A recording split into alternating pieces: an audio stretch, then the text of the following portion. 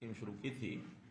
ऐसे गरीब परिवार बीपीएल जिनकी आय सीमा 1,80,000 रुपये वार्षिक होती है, उसका सदस्य यदि उसकी आयु 6 वर्ष से ऊपर है और 60 साल से तक है तो ऐसे उनको परिवार को सांत्वना देने की दृष्टि से कुछ राशि की हमने घोषणा की थी कि उसको कंपनसेशन हम देंगे।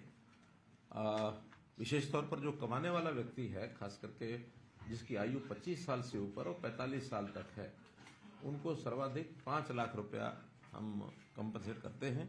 बाकी सबका आयु के हिसाब से 1 लाख, 2 लाख, 3 लाख ऐसा भी वो सारी योजना आपको पता है। इसमें अभी तक पहले 1964 लाभ पात्रों को हम 75 करोड़ रुपया उनके बैंक खातों में डाल चुके हैं और आज एक अन्य किश्त 44 करोड़ 48 लाख रुपए 1159 ऐसे व्यक्ति के उनके परिवार के खाते में ये हम डाल रहे हैं। तो उसके लिए क्या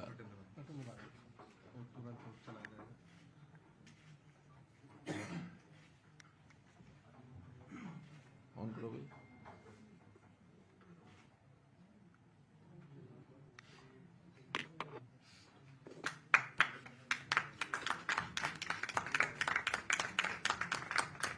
पंडित दीनदयाल उपाध्याय अंत्योदय परिवार सुरक्षा योजना इस योजना का नाम है।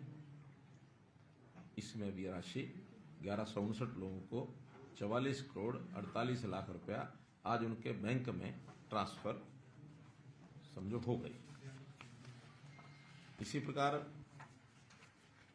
दूसरा विषय है कि अभी पिछले दिनों में जो पैसा जो ट्रांसफर किया है उसमें 11 लोग ये लोग भी हैं, 18 की डेथ हुई है तो 11 लोग उसमें कवर होते हैं, उनको भी पैसा भेज दिया गया है। ज्यादातर लोग तो उसमें 5 लाख रुपए वाले हैं,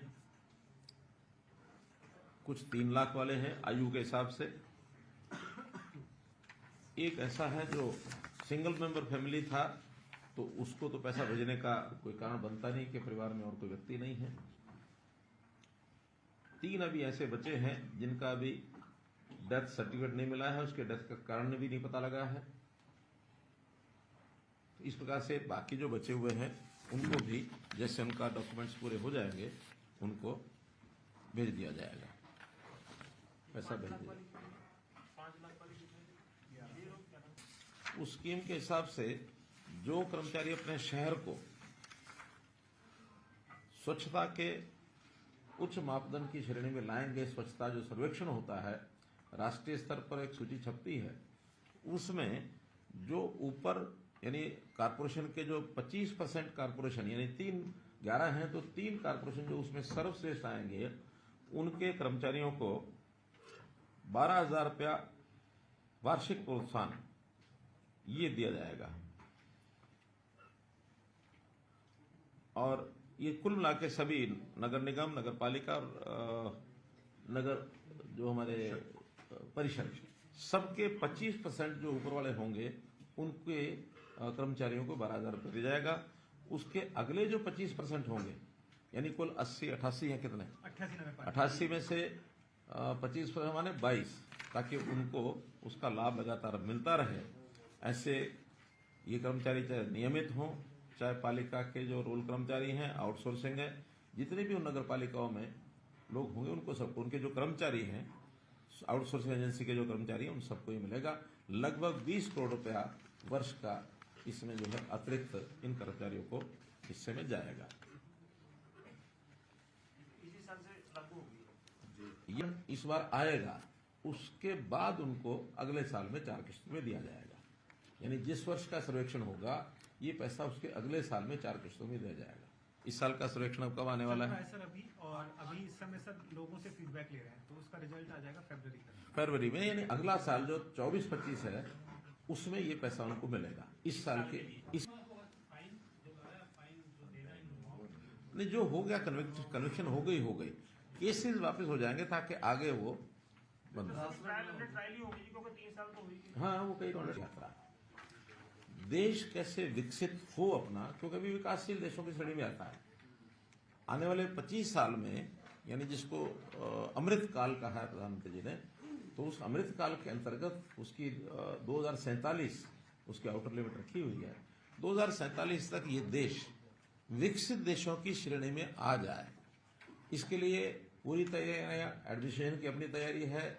जो जगत हमारा वाणिज्य जगत है उनकी खत्म हो रहा है, 3 को रिजल्ट आ जाएंगे और आचार संहिता खत्म होने के बाद उनको अपना शुरू करना है। इसकी तैयारी आज से हमने शुरू की है। आज जैसे आप लोगों को बता रहे हैं, ऐसे ही इसको जनता भी करेगी, एनजीओज भी करेंगे, एजुकेशन इंस्टीट्यूशन भी करेंगे, सरकारें भी करेंगी। हर इसके अंदर हरियाणा में हमने सोचा है कि 26 जनवरी तक ये कार्यक्रम चलेगा। तो मान लो 5 दिसंबर के आसपास एक डेट ऐसे हमने रफ आइडिया उसका बनाया है। बाकी 2 दिन में हम उसकी पूरी प्रारूप बना लेंगे, लेकिन लगभग ये 25 दिन, इस महीने के 25 दिन जनवरी महीने के, तो ये 50 दिन का एक बड़ा कार्यक्रम। हम हरियाणा में ऐसा विचार करते हैं कि 5000 से लेकर के 7000 तक ऐसे कार्यक्रम होंगे। 6200 पंचायतें हैं, 3000 के लगभग वार्ड हैं। वार्डों में क्लस्टर वार्ड के अंदर ये कार्यक्रम होंगे, 2-3 वार्ड का मिला करके। तो कुल मैक्सिमम तो 7000 हो सकते हैं, लेकिन न्यूनतम 5000 जरूर करेंगे 50 दिन में, कि 100 कार्यक्रम के एवरेज हर दिन आ जाए। इसमें पूरा हमारा जो स्ट्रक्चर है, इंफ्रास्ट्रक्चर, जितने हमारे लोग हैं, हमारे सरकार के साथ जुड़े हुए कर्मचारी, अधिकारी, नेता, जनता और जो बुद्धिजीवी लोग, अधिकांश लोगों को इसका जोड़ने की हमारी योजना है। एलईडी की वैन जो हैं वो आएंगी, चलेंगी। अभी हमारे यहाँ आनी शुरू हो गई हैं। कल शायद 2 वैन आई हैं, फेजेज में आएंगी। ऐसा मान के चलते हैं कि 60 से 75 वैन हमारे यहाँ आएंगी। लेकिन ऑन एवरेज अगर 50 वैन भी रोजाना चलती हैं और 2 कार्यक्रम भी एक वैन ऑन एवरेज करती है, तो रोज कितने हो गए?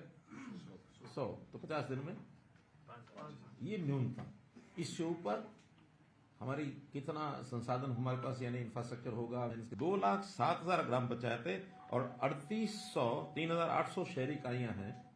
सब जगह कार्यक्रम होंगे। हरियाणा में जैसे उसका 6,222 और 88 नगर निकाय, ये हमारे सब स्थान हैं।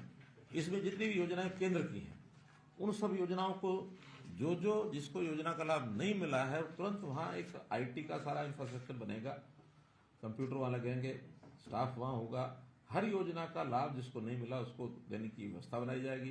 प्रदेश की योजनाएं, चाहे उसमें निरोगी हरियाणा है, चाहे आयुष्मान हरियाणा है, चाहे हमारे जो बुढ़ापा पेंशन है, अथवा अन्य राशन कार्ड है, कृषि की योजनाएं हैं, बागवानी की योजनाएं हैं, जो कोई ऑनलाइन सेवाएं जिस भी विभाग की हैं, सबकी सेवा रहेगी, ताकि व्यक्ति को ऑन द स्पॉट ज्यादा योजनाओं का लाभ हो सके। इसका एक कार्यक्रम भी बनेगा। यानी अगर एक बिल्कुल अंडरलाइन करके एक वाक्य जो प्रधानमंत्री जी ने बोला है, reaching the unreached and learning from the citizens, यानी जिसको पहुंच नहीं पाए हम उस तक पहुंचना, और जो जिसको लाभ पहुंच गया है उसके अनुभव क्या है, उसके एक्सपीरियंस क्या है, उसकी भावनाएं क्या है, उससे हमको